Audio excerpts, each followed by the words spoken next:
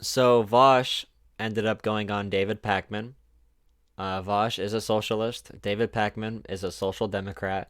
And due to Vaush's pragmatism, I think they're going to agree on a lot. So, although Vaush has an idealistic view of the future when it comes to socialism and, decommodification of the entire society, worker ownership, worker co ops, although he believes that is the end goal, when he operates in politics, it really is as a social democrat, which is why people call Vaush a lib sometimes. So I think him and Pacman will agree on a lot.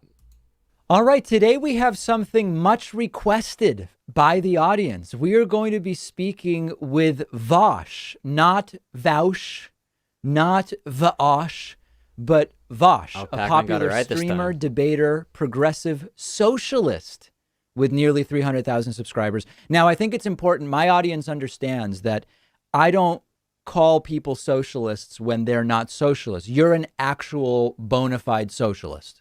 Yeah, I'd like to think I am at least. Cool. All right. Well, we'll get into that. And now, what I'm always curious, anytime I deal with anybody who uses a pseudonym, how did you decide to operate under a pseudonym? So socialism versus, if you call yourself a socialist versus a progressive versus a social democrat, I don't agree with using the label socialist for myself. Right now, they're going to talk about Vosh's name being Vosh and not like a real name.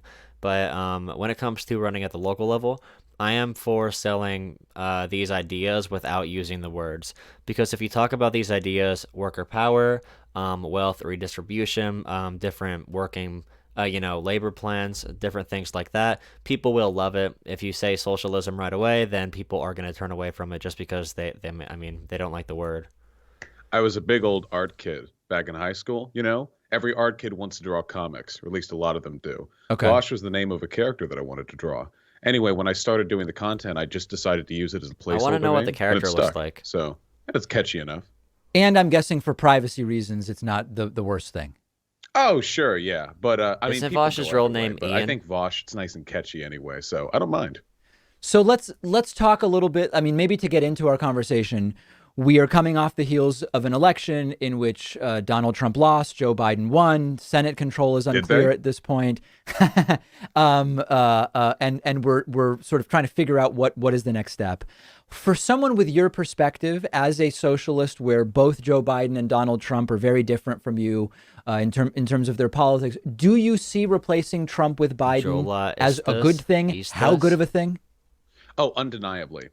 This is something that I learned when I looked into the writings of people like Engels and Lenin and Oh no, Vosh reads theory? Mao. Question Yes. mark? You see, socialists are, at least as I understand it, most comfortable Vosh making our knows all arguments theory. in a democratic or a bourgeois democratic system. That is to say, in a system where we have sort of this veneer of corporate democracy, where people expect things like rights and representation, you can make arguments like, hey, couldn't we be doing this better? In True. outright fascist societies, or societies which have become so nationalistic that national interest takes precedence over class interest, it's really difficult to get those arguments across. That's why we typically lose whenever fascists take Yeah, power. anybody who advocates for accelerationism and said don't vote for Biden or like even went as far to say vote for Trump, they need to read less theory and read more history We're the first about ones what out. actually We're the happened biggest threat. So when preserving the fascists system take for a little bit power. longer under Joe Biden, vastly, vastly preferable to the threat of our democratic institutions crumbling. Also, just frankly, Biden's just better, like objectively, in a number of issues: climate change, healthcare. Can't argue with that. So very clearly, you're making it obvious that you are not an accelerationist. Accelerationism being the idea that there would be a shortcut to your eventual ideal arrangement of affairs by having society crumble, by having those We're all institutions crumble. comfy That would here. in some way accelerate or more quickly get us to that endpoint. You very clearly don't subscribe to that. The conditions need to be right for that. If things collapsed right now, we would not be the ones to take power. We do not have that kind of Oh my God, all the people on Twitter saying we need a general strike right now. The working class is ready to rise up. If we simply told everybody what progressivism really means, they would be on our side and we would all unionize and take over the country. And we should let the systems collapse so people realize that our way is the real way, although we live in a very fascist nation and no power structures are on our side. infrastructure established. they would be the ones to take power. In a system where it felt like chaos or collapse would be something which would inspire some kind of, you know, natural, organic, democratic control, I could get behind that. But that is not the world we live in right now. What would happen in your mind if things crumbled? Instead of a socialist utopia, what would we most likely see? Oh man, I mean, depending on how things crumbled, right now the general prevailing attitude in this country RoboCop. is fear and nationalism. We would probably set up some sort of, if not one singular, at least a collection of ethno-nationalist communities. The direction this country is taking right now, the world is controlled, That at sounds least in fun, chaos, right? by the most militarily prepared. That's And true. right Very now, true. I think a large number of Trump supporters are ready.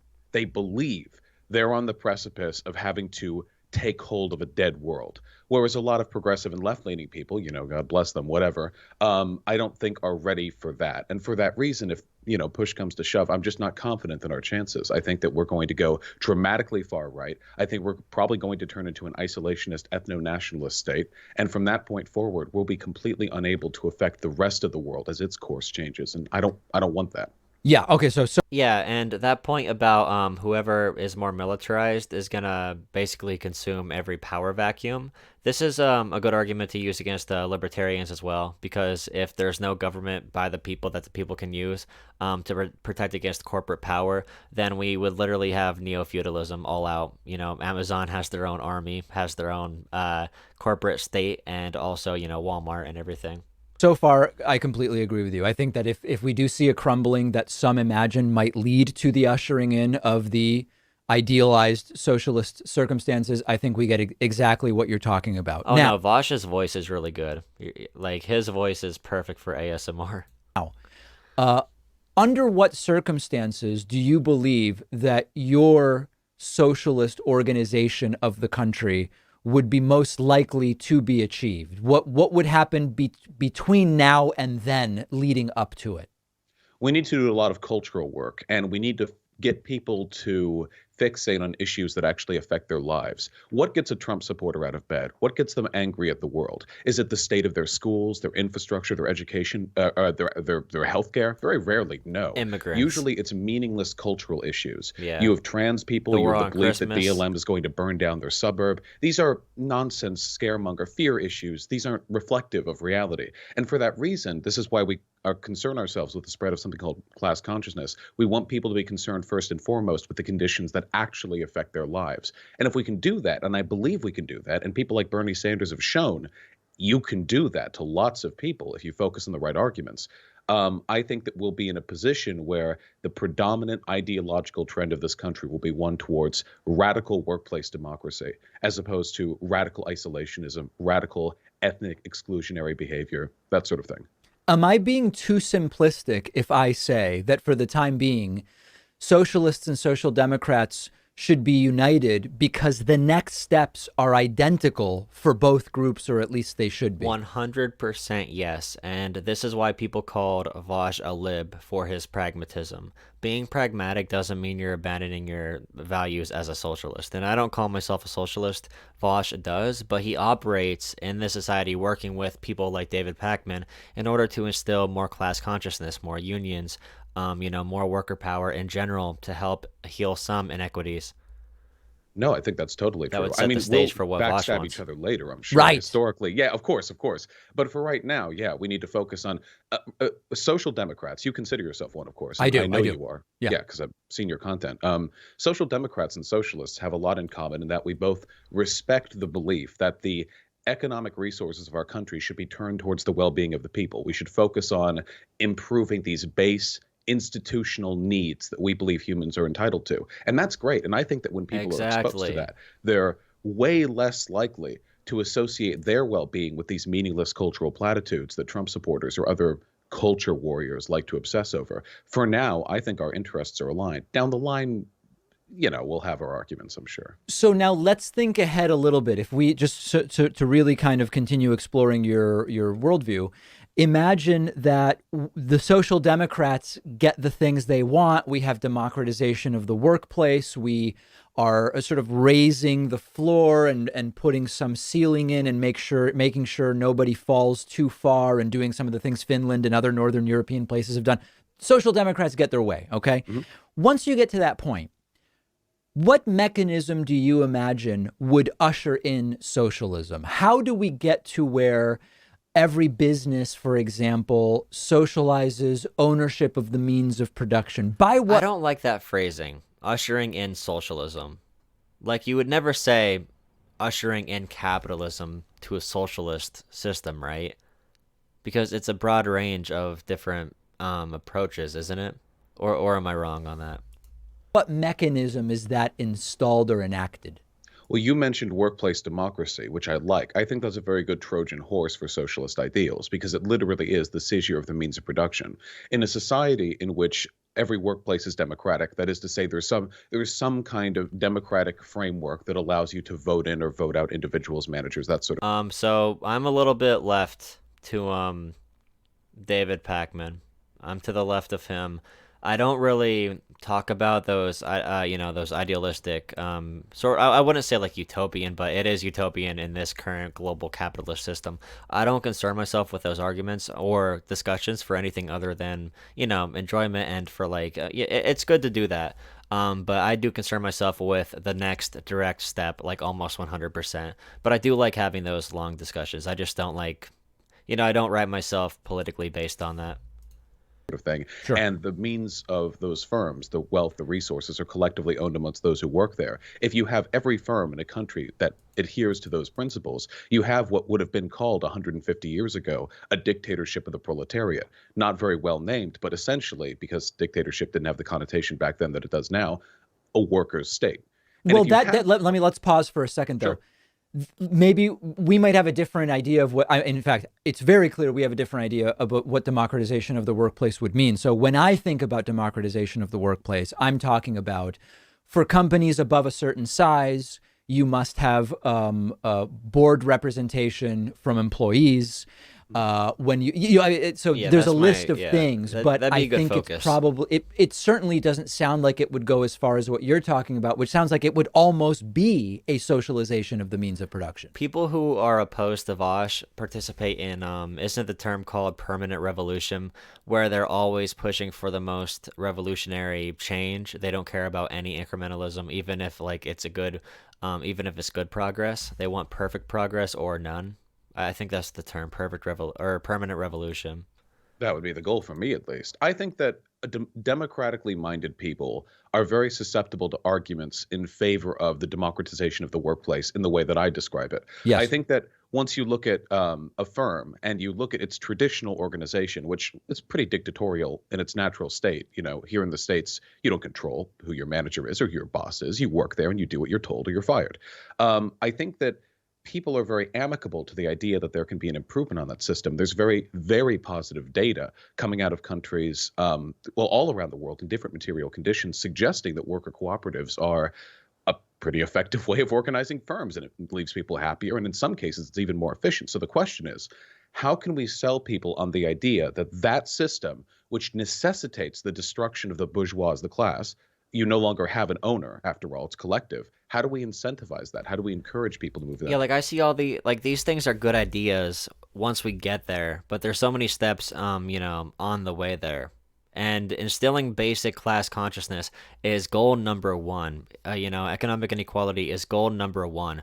We need to get working class people to realize they need to stand together, just like Huey Newton was doing, just like how MLK was doing it. All oppressed and marginalized people need to come together in the same fight. That's the beginning. That's the revolution that truly isn't televised. That's what needs to happen first. That's like my main goal, is to get a lot of people who are struggling together to fight against, whatever powers are oppressing anybody, injustice anywhere, trying to solve that. That's my direct goal. But when it comes to what Vaush talks about a lot, I would deal with those, with those decisions far down the road. I don't see much value personally for what I do in engaging in that debate right now. Direction. But is your view, so there's a dramatic difference between everybody is convinced and sold on the idea that that's how businesses should be owned versus it is imposed as this is how it must be done, or otherwise it is not a legal business. It sounds like you're leaning, at least for now, more in the direction of saying you feel like you have the facts on your side and you could convince people to do it that way. Are you not suggesting that at a certain point, the only legal way to organize a business would be socialized ownership? I don't think you can compel democracy. I don't think it works very well. I think that when socialism arrives in the States, should it arrive, nobody will call it socialism. They will view it as a natural extension of a series of economic and worker-related rights that they've been building upon for a good time before that. Yeah, With Kentucky. regards to whether or not this should be pushed for in like an autocratic way, though an autocratic sort of delivery of democracy is a little silly, but it's happened before. Yes. When we freed the slaves, of course, the slave owners didn't like that. What do you but we mean? did it America brings democracy all over the world. anyway, and I think we can agree that was a good thing. The people who will be pushing back on this aren't going to be the democratic populace. It's probably going to be the owners of these businesses. And that's the ultimate conflict. You know, how significantly can the interests of the majority Yeah. be assigned precedence over the interests of a very small, very elite group of landed modern aristocrats? Exactly. We need to get all of the people power together that we can because the capital owners own so much power. It's almost impossible to flip. And yeah, Kentucky votes for Mitch McConnell, even though he screws them. I mean, you have to remember also, I mean, the same people who owned slaves in the 1850s, they became pro-Jim Crow, pro-segregation. The same people who were pro-Jim Crow, pro-segregation, pro-slavery also became pro-war on drugs, and it continues. People who are pro-war on drugs became anti-BLM. Like, it's just the natural progression. These people never left. They were just beaten to submission by progress. So, like, in a state like Kentucky, ooh boy, that's a hard fight to win. We're going to continue our conversation with Vaush, and the full interview will be posted on the YouTube channel. But on the podcast, TV, and radio show, we are going to go to a break. What I find so interesting about this is that there are some socialists who will email me or leave me voicemails that essentially defend the government imposition of socializing ownership of businesses as not being such an imposition, as not being autocratic or authoritarian. What I'm hearing you say more is that you simply don't think that that's the right approach, and that you could win essentially, I hate to use such a silly term, but the battle of ideas, and convince people that this is the way to go. The battle of ideas. I would hope so. I mean, with like take for example OSHA, Yeah. work and safety. When I this love was OSHA. imposed, there was quite a bit of pushback from business leaders and lobbyists and what have you. They didn't want these impositions. They don't want the government interfering with this sort of thing. But generally speaking, now in hindsight, I think we can reflect on that and think like it was probably okay. Are there going to be some people whose feathers are ruffled by any imposition whatsoever of like a democratic standard in the workplace? Undeniable. But you Yeah. want to minimize that because as it stands, the bourgeois, the landed elite, they have a tremendous amount of cultural and media influence. And the more they push back against this, the more the proletariat, the workers, are going to believe it's not in their interest either. It's in my interest to sell this to people as effectively and as ideologically as possible, because then if we do come to not blows, but come to terms with it, I would much rather have a vast, vast majority of the population against a group of lobbyists and maybe 5% of people who think it's in their best True. interest that corporations remain The one autocratic issue than with a Vaush, culture though. war between socialists and capitalists. Vaush needs to, okay, he has a lot of influence. He needs to show people how to talk about these issues in a way that the majority can understand. The way Vaush is talking right now, the speaking level is at a rate that only probably 10% of Americans could even begin to understand what he is talking about. One of the reasons Donald Trump is very effective is because he speaks at a fifth grade reading level. So all of these concepts are, very intense. They're very loaded terms that he's using. He needs to be able to present this in a more refined way for the masses, and also all of the people listening to Vaush. He is very pragmatic, but I want him to find a better way to sell the idea of socialism. Like he said, when socialism comes to the United States, it's not going to be called socialism. It's just going to be called workers' rights. I mean, he needs to be able to mold that in a different way, in my opinion. I think that we're much better off selling it to people that way. I want to get to some more of that. When Donald Trump has said a number of times now, this will never be a socialist country, I'm quick to point out the sort of silliness of being able to say that something will never happen. We just don't know that. Things that would be unimaginable tend to happen relatively quickly in history. I think it's a silly thing to say. Yeah, exactly. We can't be alienating people. Like, oh, have you read this book of theory? Do you understand the conflict of class at this basic level of whatever the theory that Engels wrote in 19 like whatever. Like, it can't be like that. It can't be from pretentious a pretentious like higher education standpoint.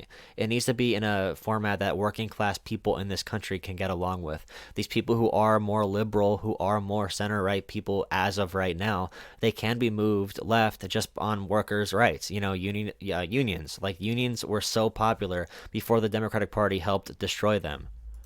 Principle. I also think it's silly because there are essentially no actual socialists in any positions of power in the United States, so that the risk of socialism anytime soon seems very small. I'm glad for you to fact check me on those two things, but my question was more about time frame. How long, in your mind, would the transition you would like to see take realistically? I know if you convince everybody tomorrow, it could happen 2 days. quickly, but understanding the world that we live in, the country we live in, is this a 10-year project? Is this a 50-year project? The problem is, I don't think people understand the extent to which they're again, the socialist framework. I don't think most people in this country understand the extent to which the wealthy are behind a lot of the underlying infrastructural systemic issues we have. If you look at anything from media to education to healthcare, any of these things that really impact people's lives, if you dig deep enough, eventually at the root of it, you get, I mean, it sounds simplistic, but a collection of greedy people who have landed interests, who work in in their own interest, and you can't do anything about it because they're powerful and you're not. Okay, by the way, one really good argument. When you bring up Jeff Bezos's net worth or something, it doesn't matter what the actual exact numbers are. If someone says he earned it, why tax him and penalize him for success? Say to them, wait, so Jeff Bezos he owns more wealth than 250 million Americans combined. That's 250 million police officers, firemen, doctors, nurses, teachers, principals, janitors, handymen, carpenters. You say all these working class people combined, 250 million people own less than this one man, and say how it's not even a greed issue, it's a power issue. He can own the entire system. That's the argument you need to use. Then they'll have to confront the idea that, wait, if he worked hard, okay, to make more money than 250 million people combined, where does that place our value systems if these other professions that also work very hard are getting zero compensation for it? And I think that we get distracted by this with all these culture war issues. And right now we are more distracted, I think, than we ever have been. We are obsessed with this idea that the heart and soul of this country is being fought over by either Antifa or by like Patriot Prayer, like militia groups, when in reality, underneath all of that, and of course I side with BLM in every conceivable cultural manner, but underneath that, these two groups fighting, they share a common enemy. I don't think there's much class consciousness in this country right now. But given all of that, that's an understatement. What is the timeline? I'm right. I don't think there's any realistic possibility of this timeline being accelerated until the consequences of climate change exacerbates the American people's negative attitudes towards the people who got us in this position. If the country is really being battered down, like people are losing their lives, entire cities are being flooded or That's typhooned, pretty spooky. I think at that point there's a very real chance that the collective animosity against the people, the Exxon executives who lied about data, the government officials who covered it up, that might be a boiling point. But at the moment, it's a slow, steady battle where we will have very little relative influence compared to the fascists. One of the things that is the issue is so much advancement in capitalism that, like, even if you are borderline in poverty, if they can hand you a smartphone, then your like urge to rise up and take back some power is lessened a lot more. That's why like so many people who are bringing up like most societies throughout history that reach this level of inequality collapse to a revolution or some internal issue, or they're overtaken by an outside force. In our country right now, we are surviving with this level of inequality, and that's one of the reasons. So in terms of, you mentioned the cultural issues. I want to talk about this a little bit. My view on political correctness is that it's a perfectly reasonable thing to criticize, but I'm not going to be using it as a dog whistle for conservatism, nationalism, fascism, or any of that stuff.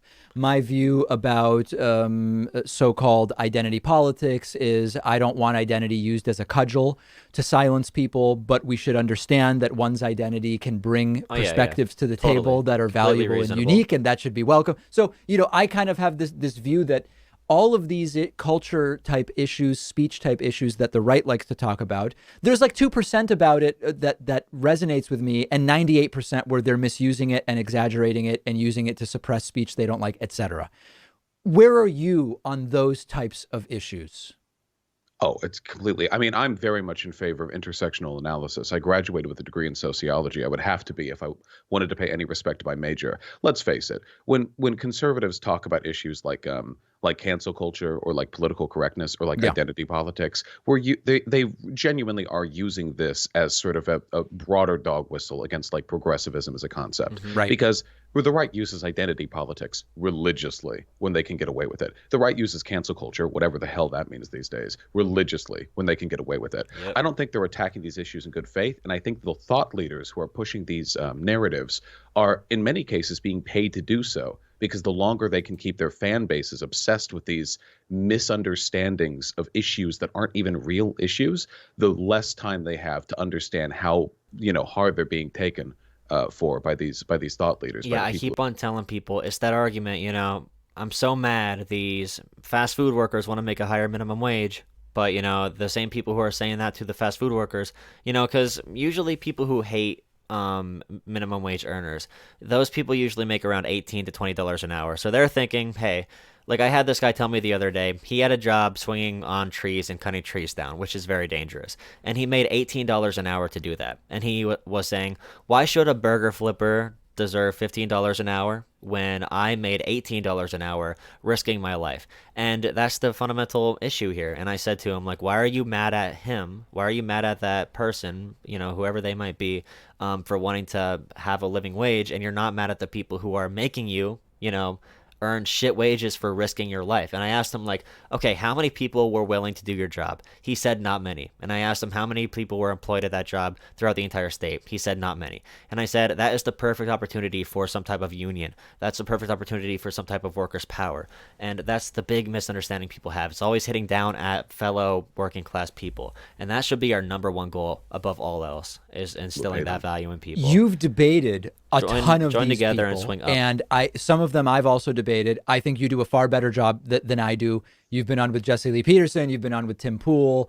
Like I think I've done Just want to okay say, with by the these way, guys. your Yeah. JLP conversation, phenomenal. Really Oh, enjoyed thank you, that. thank The you. recent one, yeah. No, but in all seriousness, I actually am curious. I mean, you have a facility with where I struggle sometimes is I'm identifying where their argument is nonsense, but I have less facility to, in a pithy way, exposing why their argument is nonsense. And I'm sort of dancing around and that type of thing. What has been your sort of like training and how do you prepare for these things? Is it simply reading about the subject matter? Do you research the people you'll be debating? How does it work? I try to prepare as little as possible because what I Ah, find is that these debates very rarely end up being nuanced discussions of policy or history and usually yes. end up being Yep. a show of force. Usually, Arrogance these wins. online conservative Confidence thought leaders, wins. whatever fascists, wherever they land on the spectrum, Yeah. they're the people who follow them because they think they're an intellectual titan. They're respected as some sort of strong, grandiose SJW crusher. And I think that generally speaking, what these arguments come down to is who can insult the other person as effectively and viciously as possible while making them feel like a fool. When it comes to like actual nuanced discussion of issues, honestly, I just feel like they don't pay enough respect to the issues they're deigning to talk about for it to even be worth my time to do any kind of special investment.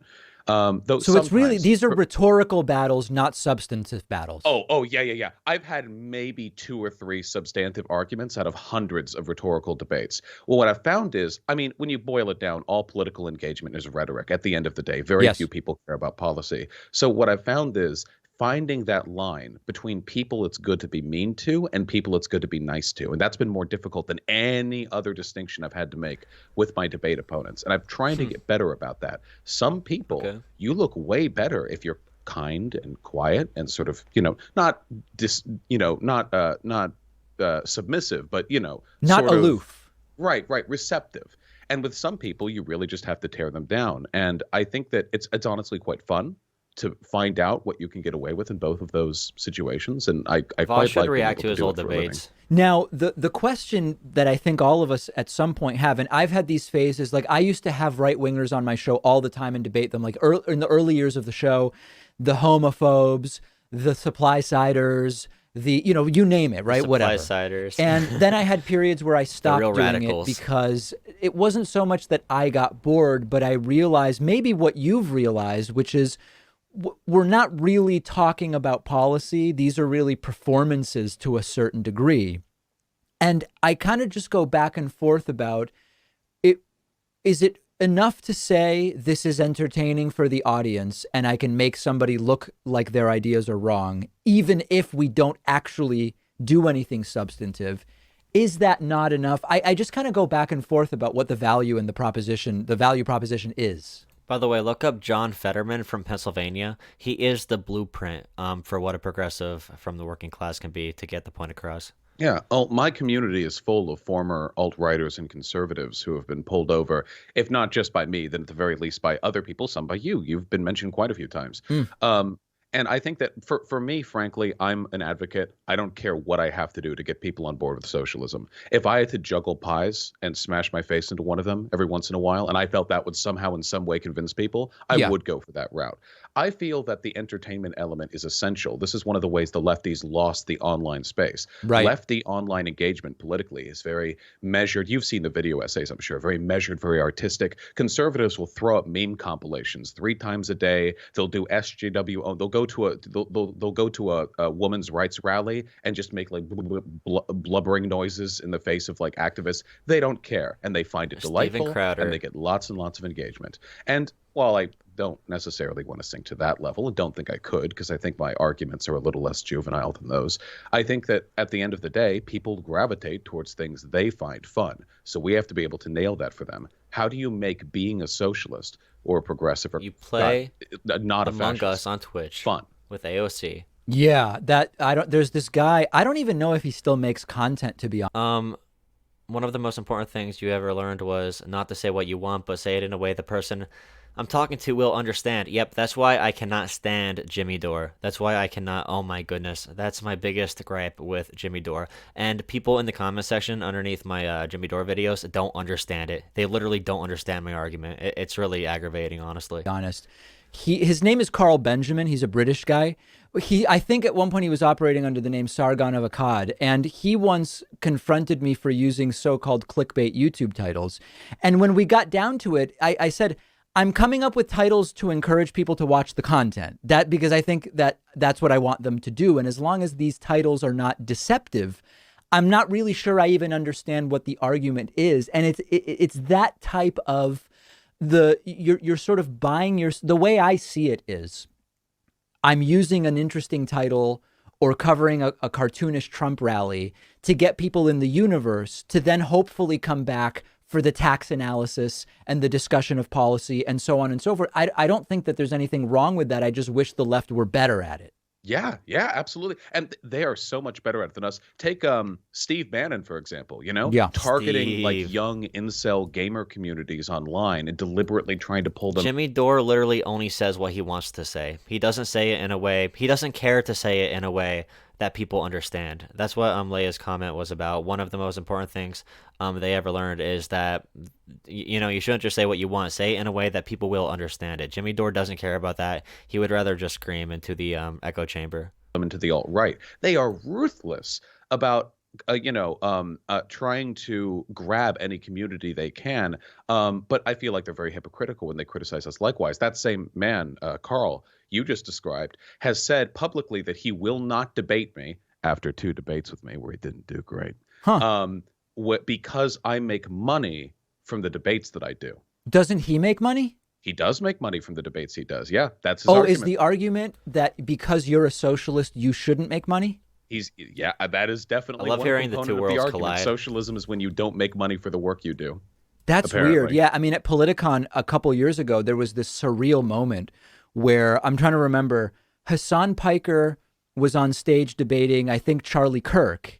And at a certain point, something crazy happened where Cenk Uygur from the audience yelled something, and Charlie Kirk made a similar argument about how I live like a capitalist every day. he can make money because he's a capitalist. And why is Cenk? But it's like Cenk's also a capitalist. He's just not. He's he's just not a fascist. He's a social democrat or whatever Cenk considers him to be. Socialists are all about keeping the fruit of your labor. The idea of socialism, meaning that you can't keep the fruit of your labor, is ridiculous. Right. In other words, if you're generating, I mean, listen, I hate to go into the labor theory of value, but if you're generating value from this debate by getting I, as a social democrat, believe you should be compensated in proportion with the value you generated.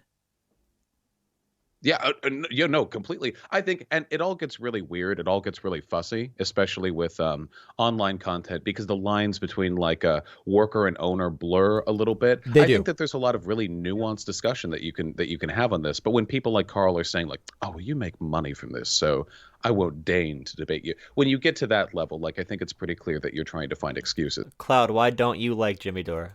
I think people like him and other people on the right online are terrified of people like myself and of you, because I think we're catching up. We're trying I hate that to he has an establish a much audience more of substantive, people that are listening to him, and sometimes socialist front on this website, and we're doing it better than they were able to a couple used to watch years him a ago lot. when they had the front foot, you know? Now, as far as your operation, is it just you, or do you have, as some might call them, colleagues, some might call them employees, or is it a solo shop for now? I have two people predominantly who help me. I have a content manager who helps manage some of my social media, and I have a website manager who manages the website that I stream on. Both of them are compensated a percentage, and they're given complete creative freedom over their work. So I try my best to live to the standard that I set, and I would like to believe that I compensate very generously. But as I do better in the future, I would look to even raise their pay, because I could not have done this by myself. So it's not you guys are three-way partners in this, and you've completely socialized the profit centers. No, for smaller industries, or not industries even, for smaller firms like this one, like a YouTube channel. Yes. There's such an asymmetrical distribution of responsibility that it's difficult to. Right. That's one of the issues, which is why. So how do you do that in a regular business, though? Worker cooperatives. I can understand. How do the worker co-ops work? Firm ownership for really small businesses. But what if it's a bigger business and you literally do have a couple people working much harder than the rest? How do you resolve that in a worker co-op system? Or is that something you vote on within the system, like compensation-wise? In media or heavily specialized industries where essentially the other people are acting as assistants to one person's like unique talent with regards to whatever it is they're doing. Wow. But it's an ongoing process, and I'm interested in seeing more content creators online explore similar models. Very interesting. Yeah, no, I think that certainly one of the difficulties in terms of talking about democratization of the workplace is businesses that are relatively small. And by relatively small, I mean even, like 8 employees, 10 employees, I still consider to be relatively small. You might, that's more employees than I have, but you might sort of draw the line at a different place. To kind of wrap up our conversation. So next 2 months, do you have any doubt that Joe Biden is inaugurated as president? What do you most want to see him? Oh yeah, new Dore video coming tomorrow. I'll stream it like the same time, 10 o'clock, 10:30, the Dore interview with Ro Khanna. What are you most worried he will do? With regards to Joe Biden, as much as I've looked over it, I can't think of a single Supreme Court action. I can't think of any avenue the Trump administration has to legitimately overturn the president-elect's victory. Yes. It would have to be, maybe there's some incredibly obsequious 250-year-old statute that they can interpret. I have no idea, but I imagine that with all the fussing and whining we're seeing, it's going to end up exactly how we expect it to, which is very embarrassingly for Trump. I agree. With regards to the best and worst things that we're going to see, unfortunately, there's not much of a standard that I can set for Joe Biden's performance, because it looks like we're not going to be able to take the Senate. If he doesn't have the Senate, there's a lot of stuff that I would like to see that I can't even expect he would be able to do. He does have a plan for first day executive actions, which I'm looking forward to seeing. But I guess my overall worry, my main worry, is that there are certain elements within the Democratic Party that are going to attempt to blame the progressive wing for their performance in this past election. AOC has already taken a lot of fire for this from certain people. I don't want to get into it too much, but that would be very disappointing to me. Everyone. For the thing that I'm looking forward to the most, frankly, I want to go back to bashing liberals. It's exhausting all the time arguing with fascists. They are If so you can try to withhold yourself from it when talking to regular people, don't refer to don't refer to like liberals as a center right ideology. 95% of Americans think of liberal as left or far left. And also don't use the word fascist to describe far right people. Just try not to. Remember, talk in the dialect, talk in the the language of the common man. so dumb.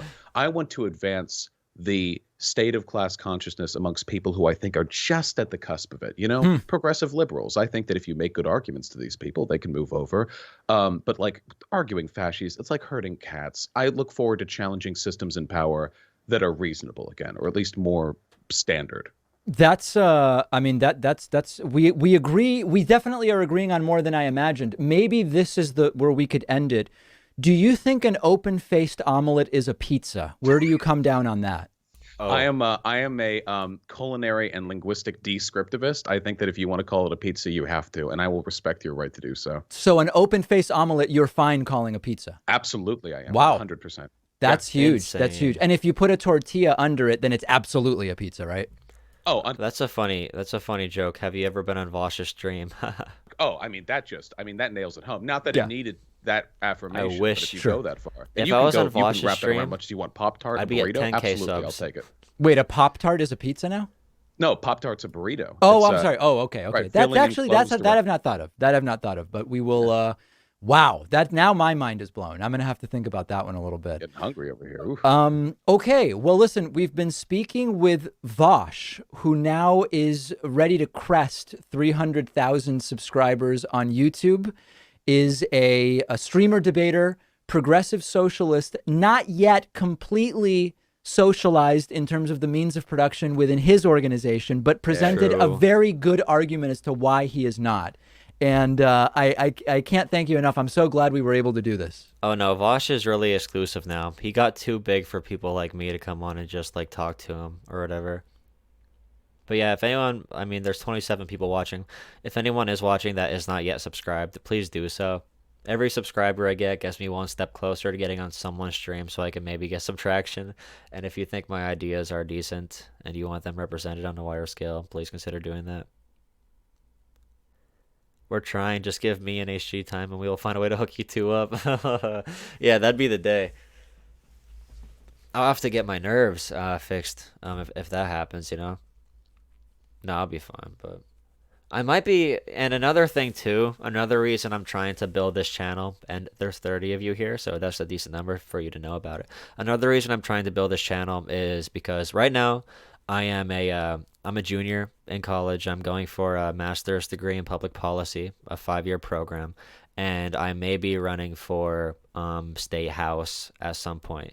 And if I can get this channel to somewhat of a size where I'm making some money off it, it'll make it a lot easier to do so because I don't have any money. I could still live with with my mom, uh, and try to run for that. But yeah, that's one of my motivations for growing this channel. It'll make my endeavors in political activism a little bit easier. So